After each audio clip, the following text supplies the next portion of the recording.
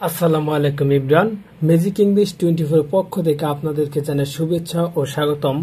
আজকে আমরা আলোচনা করব যে একজন এইচএসসি পরীক্ষার্থী ইংলিশ সেকেন্ড পেপার কিভাবে আপনি প্রশ্নের উত্তরগুলো দিলে আরেকজনের চেয়ে আর অন্যান্য স্টুডেন্টের চেয়ে আপনি বেশি নম্বর পাবেন বা A+ আশা করবেন।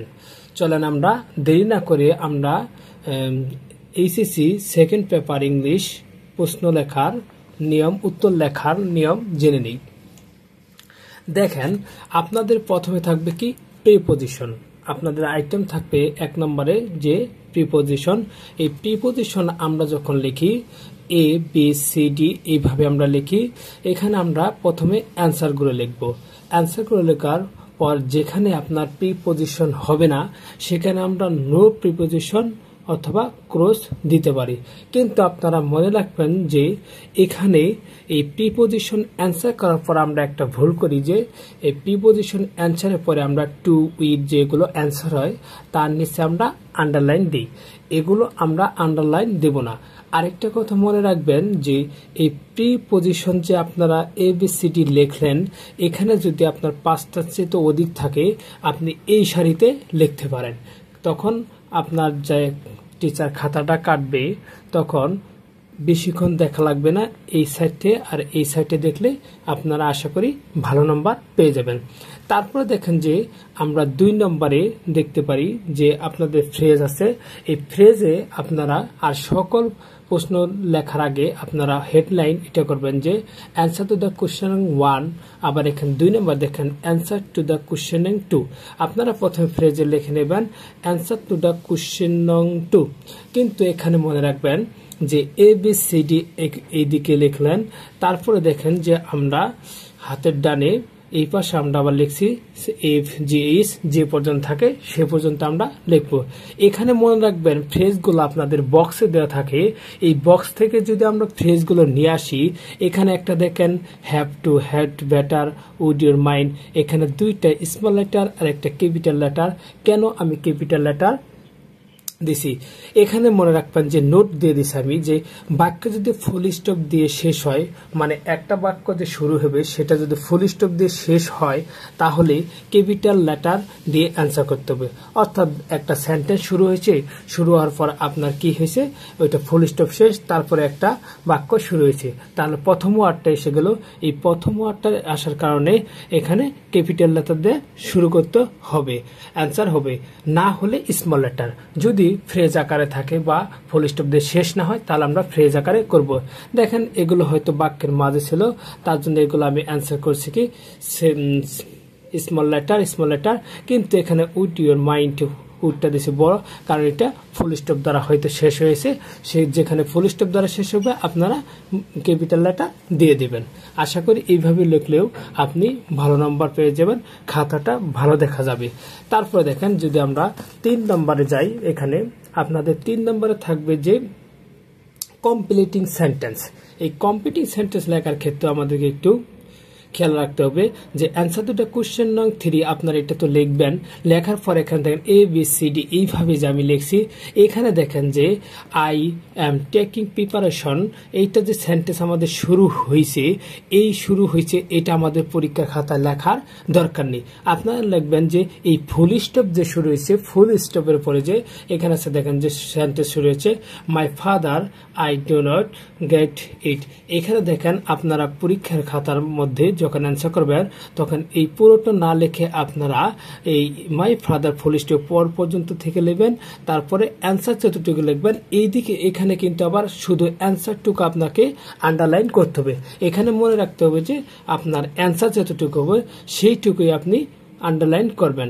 এটা দেখেন they give to you with a view to. এখানে দেখেন আবার উইথ এ ভিউ টু আছে giving some money but they do not give হিম।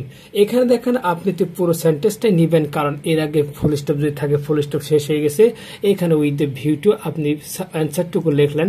অ্যান্সারটুকু লেখার পর আপনি ফুল স্টপ আছে, এই ফুল স্টপ পর্যন্ত যে অ্যান্সার লিখলেন সেখানে আপনি আন্ডারলাইন তো করলেনই, বরং তারপরে যে লাইন থাকবে but they do not give him, এইটুকু কিন্তু আপনাকে লিখতে হবে। আর এইটুকু যে আপনি লিখবেন এখানে আন্ডারলাইন না দিলেও চলবে। এখন দেখেন নোটে আমি কি দিছি যে ফুল স্টপের পর থেকে লিখতে হবে, অর্থাৎ ফুল স্টপ যে থাকবে ফুল স্টপের পর থেকে লিখতে হবে। অ্যান্সার লেখার পর বাকি বাক্যগুলো লিখতে হবে, অর্থাৎ এখানে যে আমি অ্যান্সার লিখলাম তারপর বাকি যে বাক্য থাকলো অ্যান্সারের পরের বাক্যগুলো অবশ্যই আমরা লিখবো। আবার দেখেন আন্ডারলাইন অবশ্যই দিতে হবে, এখানে অ্যান্সারে আন্ডারলাইন অবশ্যই দিতে হবে। এইভাবে আপনারা কমপ্লিটিং সেন্টেন্সটা লিখবেন। তারপরে দেখেন আপনাদের আছে যে answer to the question number 4, এটা তো আপনি লিখবেন 4 নম্বরে থাকে আপনাদের রাইট ফর্ম অফ ভার্ব। এখানে লেখেন যে answer to the question number 4, এখানে আপনি এ বি সি ডি আপনাদের 10টা 8টা যাই থাকুক এখানে আপনি এই সাইডে লিখবেন আর এই সাইডে লিখবেন, তাহলে আপনার যে পরীক্ষার খাতাটা দেখবে অ্যান্সারটা দেখবে তার দেখে ভালো লাগবে, তার বেশি পেজ উল্টানো লাগবে না। এখানে দেখেন যে রাইট ফর্ম অফ ভার্বগুলো আমরা লিখছি ওয়াজ, সেইড, বিন, ধরেন এগুলো অ্যান্সার হয়েছে, এইভাবে আপনারা লিখবেন। এখানেও আপনাদের আন্ডারলাইন দেওয়ার কোনো মানে হয় না। তারপর দেখেন আপনাদের অ্যান্সার যে অ্যান্সার টু দ্য কোশ্চেন নং 5 নেরেশনে আপনারা এইভাবে উপরে হেডলাইন করবেন অ্যান্সার টু দ্য কোশ্চেন নং 5 লিখে নেরেশন আপনারা অ্যান্সার শুরু করবেন, করে যে কয়লাইন হবে শেষ করে দিবেন। তারপর দেখেন 6 নম্বরে আমরা দেখি আপনাদের কি আছে মডিফায়ার আসে। এই মডিফায়ারটা যা আসলো অ্যান্সার টু দ্য কোশ্চেন নং 6 লিখে আপনারা মডিফায়ার অ্যান্সারগুলো লিখবেন। আর আমি তো বললাম যে এই পাশে আর এই পাশে দুই পাশে লেখার চেষ্টা করবেন, যেগুলো এগুলো আছে properly a great book ABCD এইভাবে লিখবেন। দেখেন নোট লিখে দিচ্ছে আন্ডারলাইন করা লাগবে না, অর্থাৎ আমরা মনে করি যে এখানে মডিফায়ার বা রাইট ফর্ম ভার্বের নিচে আমরা আন্ডারলাইন করি, এগুলো আমরা আন্ডারলাইন করব না। অ্যান্সার টু দ্য কোশ্চেন নং 7, তারপর আপনাদের 7 নম্বর আছে। এখানে দেখেন যে কানেক্টর, আপনাদের 7 নম্বরে কি আছে কানেক্টর। এই 7 নম্বরে কানেক্টর অ্যান্সার করবেন, যে কানেক্টরগুলো অ্যান্সার হবে ABCD দিয়ে অ্যান্সার করবেন, যেমন অ্যান্ড, হোয়েন এইভাবে হয়েছে। আপনার এটাও এই ডান দিকেও অপশন করে লিখে ফেলবেন। তারপরে আপনাদের আমি যদি দেখি এখানে যে 8 নম্বরে আপনাদের থাকে কি সিনোনিম অ্যান্টোনিম। এখানে দেখেন যে অ্যান্সার টু দ্য কোশ্চেন নং 8 লিখবেন। 8 লেখার পর এখানে আপনারা সিনোনিম অ্যান্টোনিমের অ্যান্সার দুইভাবে লিখতে পারেন। এখানে দেখেন যে আমি প্রথমে লিখছি মেইন ওয়ার্ডস, তারপর সিনোনিম, তারপরে অ্যান্টোনিম। অর্থাৎ আপনাদের যে ওয়ার্ডটা দেওয়া থাকে পরীক্ষায়, ধরেন ফ্রিডম দেওয়া আছে, আপনি তাহলে এ নাম্বার দিয়ে এখানে লিখবেন যে ফ্রিডম, তারপর একটা তীর চিহ্ন দিয়ে ফ্রি লিখতে পারেন সিনোনিম। আর যদি তারপরে বি নাম্বার যদি অ্যান্টোনিম থাকে তাহলে দেখেন যে বি নাম্বারে গুড আছে, আমি একটা তীর চিহ্ন অ্যান্টোনিম পর্যন্ত নিয়ে এসে এখানে আমি অ্যান্টোনিমটা লিখে দিলাম। এটা এক ধরনের আপনারা এইভাবে লিখবেন। আরেক ধরনের নিয়ম হলো যে এখানে যে ফ্রিডম আরেকটা তীর দিয়ে ফ্রি লিখলেন, বি লিখে গুড ব্যাড লিখলেন। কিন্তু এটা লিখলে পরীক্ষা যে খাতা কাটতে মনে করবে যে স্টুডেন্টের অনেক জ্ঞান আছে বা ট্যালেন্ট, কিন্তু আপনারা এটা লিখবেন দুইটার মধ্যে আপনার যেটা ভালো লাগে যে কোনো একটা লিখে দেবেন, দুইটাই রাইট হবে। এখন দেখেন যে আপনাদের 9 নম্বরে থাকে পাংচুয়েশন। এই পাংচুয়েশন মার্কে আমরা কি করি, অনেকে ভুল করে থাকি। অ্যান্সার টু দ্য কোশ্চেন নং 9 আপনি লিখে দুই ভাবে এসে থাকে, একটা হলো পেজেসের ভাবে আর একটা হলো ডায়লগ ভাবে, কিন্তু আমরা কোনটা কিভাবে করে বুঝতে পারি না। এখানে দেখেন যে আই এম এ স্টুডেন্ট, এটা দেন পাংচুয়েশন শুরু হয়েছে পেজেস আকারে, এইভাবে আপনি সরাসরি পেজেস লিখবেন, কিছু করা লাগবে না। আর দুই ওয়েটা আছে যে ডায়লগ আকারে আসে, এই ডায়লগ আকারে যদি আপনাদের আসে তখন কি করবেন, এই ডায়লগ আকারে আসলে আপনারা ডায়লগে যে অ্যান্সারগুলো হবে অ্যান্সারগুলো লিখবেন। আর মনে রাখবেন এগুলো একটু আপনারা এক লাইনে দেওয়ার চেষ্টা করবেন, দিয়ে আপনারা শেষ করে দিবেন। তারপরে দেখি আপনাদের 10 নম্বরে আমি দেখতে পাচ্ছি যে 10 নম্বরে আপনাদের আছে কি এখানে অ্যাপ্লিকেশন।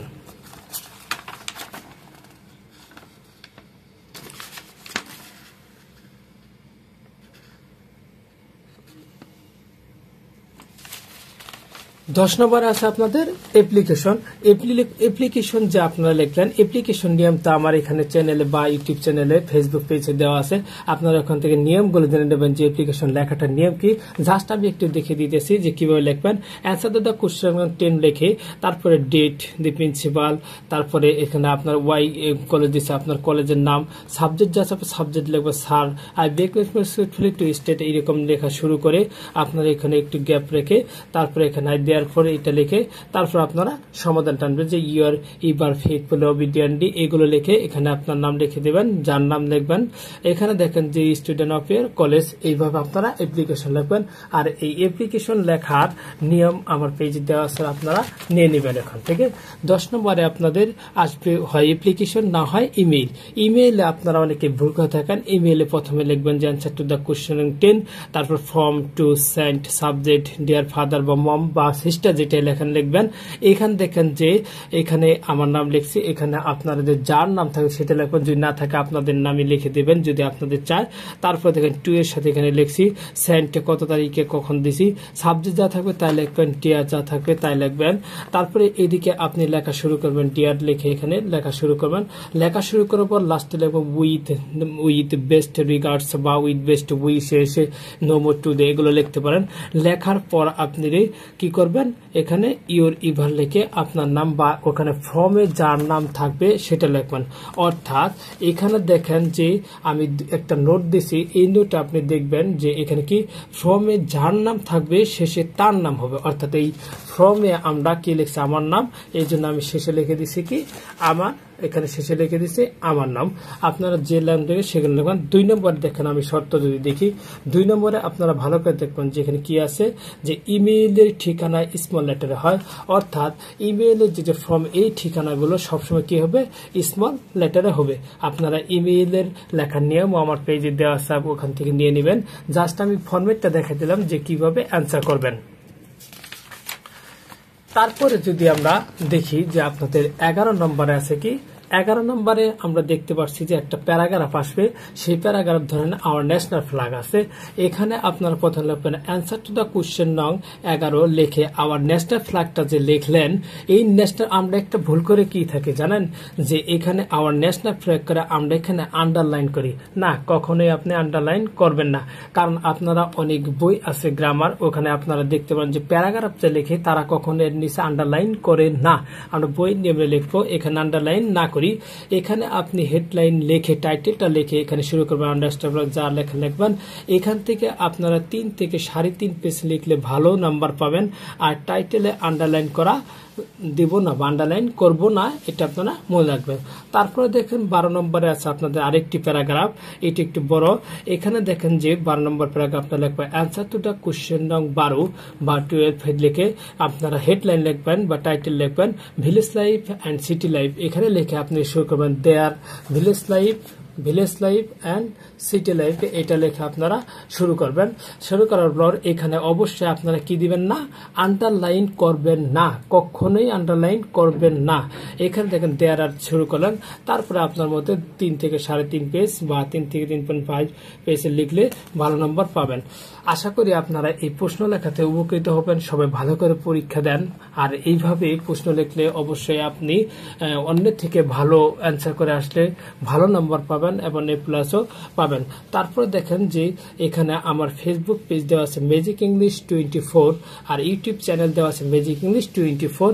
এই পেজ আর চ্যানেলগুলো আপনারা ফলো করে সাথে থাকবেন। এখানে আপনারা ফ্রি এইচএসসি বা 6 থেকে 12 পর্যন্ত ইংলিশ গ্রামারের যত কিছু আছে সব পেয়ে যাবেন। আর অবশ্যই আপনারা পেজটা ফলো করে রাখবেন, চ্যানেলটাকে সাবস্ক্রাইব করে রাখবেন। আর এগুলো যে নিয়মগুলো আছে ওখান থেকে নিয়ে নেবেন। আপনারা ভালো থাকেন, সুস্থ থাকেন, পরীক্ষায় ভালো রেজাল্ট করে সবার জন্য শুভকামনা। আল্লাহ হাফেজ।